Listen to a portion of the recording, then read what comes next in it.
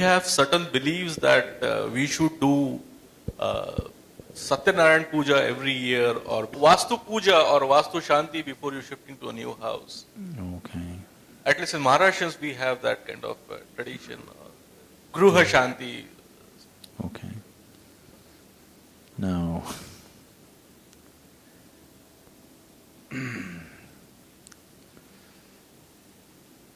for all the… it doesn't matter how many Satyanarayan Pujas that you do, for the untruth that you're generating with your day-to-day living, no Satyanarayan Puja can save you. The greatest Satyanarayan Puja that you can do is, you're truthful to yourself at least. You're unable to be truthful with others. I will leave you for that. But at least with yourself, you must be 100% truthful, isn't it? That will be a wonderful Satyanarayan Puja which will produce immediate results. Anyway, your Satyanarayan Puja you don't perform, somebody else performs for you. Maybe he will be benefited, but about you, who knows? You get smoked and you catch a bad cold, next day your sinus all burnt up and swollen. Generally your house is totally smoked with Satyanarayan Puja? No smoke? Oh, you don't use the smoke? Oh, in south lots of smoke. They're making it smaller and smaller, but the old pujas used to be real smoky and, you know. If Satyanarayan is smart, he won't come anywhere near there. You be truthful, that's the greatest Satyanarayana Vrata you can take up is that you take on his form, at least with yourself. If not with the world, at least with yourself. With the world also you can take it up, it's very wonderful. But if that is not possible for you, with yourself being absolutely straight, you will see life become so beautiful. Now this Vastu, I don't know which time, you're talking about just that puja that is done on that day of entrance, or about building the building with a certain… Housewarming is one thing. See, one thing is when new buildings are constructed, not always, sometimes when new structures are constructed, sometimes certain negative airs can be trapped because of certain reasons. So the idea was to create a new positive energy by chanting, and the homam also had some impact, the Agnihotris and other things that they did, cleared up certain atmosphere, yes. Above all, you're moving into a new space, you are not somebody who is beyond everything, you are not somebody who is so aware, if you see here, you know exactly this is what it is. You are not in that state of awareness. So you need a psychological boost also to enter a new space, because your basic emotion is fear, please see. Your most basic emotion is fear. So any small thing, your whole life can get disturbed. Suddenly you believe, you came into a new house either because of the paint smell or whatever, you are unable to sleep. And now you think, what is this? In my old house I was sleeping properly, this new house may be ghost. You're finished, you know. You're finished. Lot of people can never extricate themselves out of that single thought. They will just go on and on and on and on and finish themselves.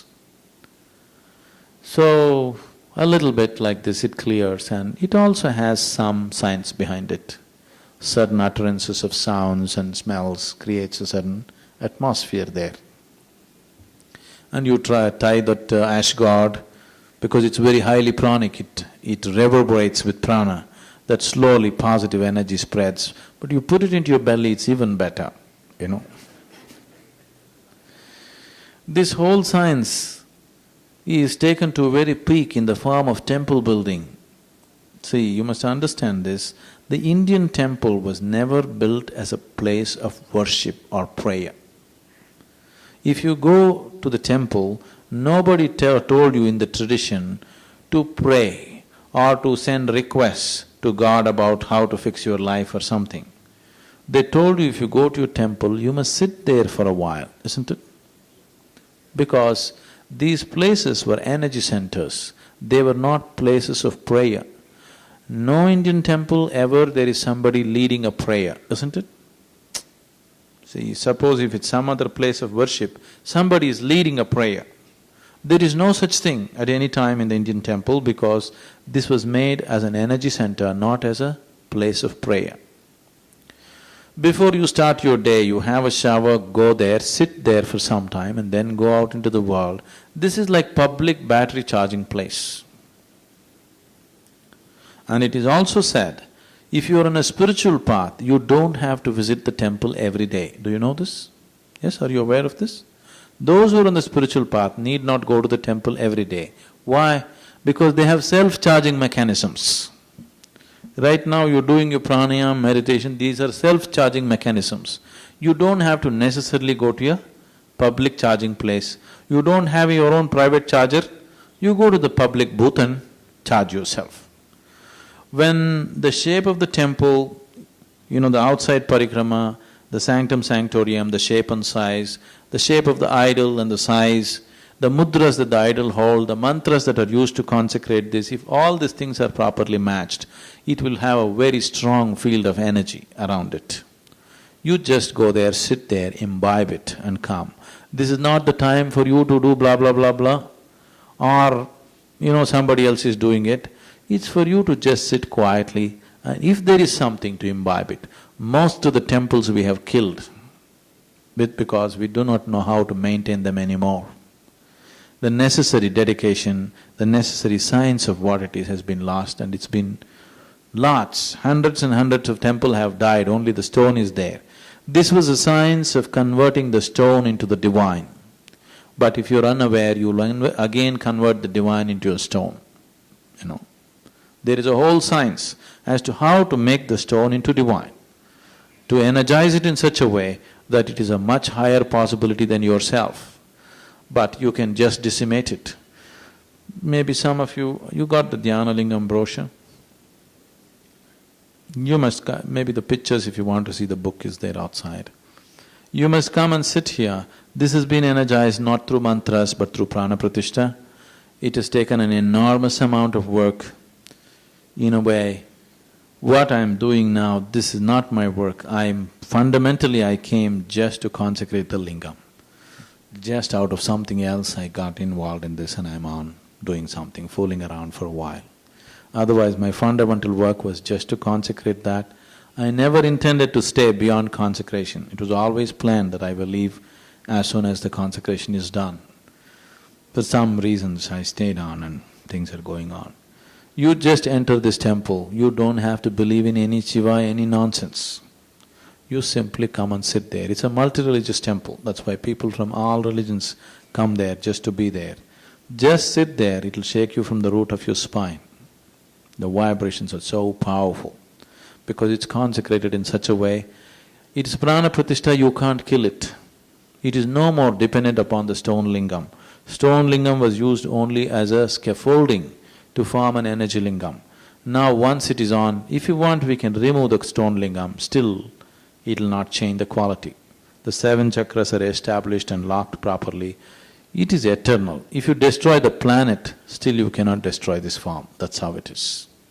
This is a whole science in the yogic lore. It's a very deep science as to how to make this happen. People who were there during the process of consecration, those who were witness to it, you won't believe the kind of things that happened there. Now, right now your energy is so identified with the body, there's very little you can do out of it. If your contact with the body becomes minimum, you can do much more. It's like, let's say you took some clay and made 10 pots.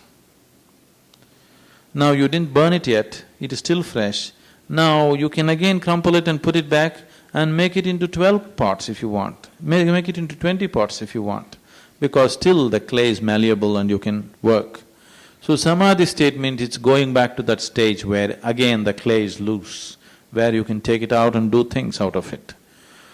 Normally when people are in samadhi states, we protect them. We keep them in very protected atmospheres because smallest disturbance they may leave the body. Somebody is in a deep state of samadhi, you just do this, he may leave the body, because it is so subtle. Small little bit of something, it may happen. So to train people to be in that state and learn to be physically active takes an enormous amount of training. It took 20 years for me to prepare this situation gradually, finding the right kind of people and bringing them all together and making this happen. You must experience it. In your life, you must experience it once. It's something that you must see. You don't have to believe in anything. You just come and sit there, you will see, it'll just take you. For more on Sadhguru, visit www.ishafoundation.org.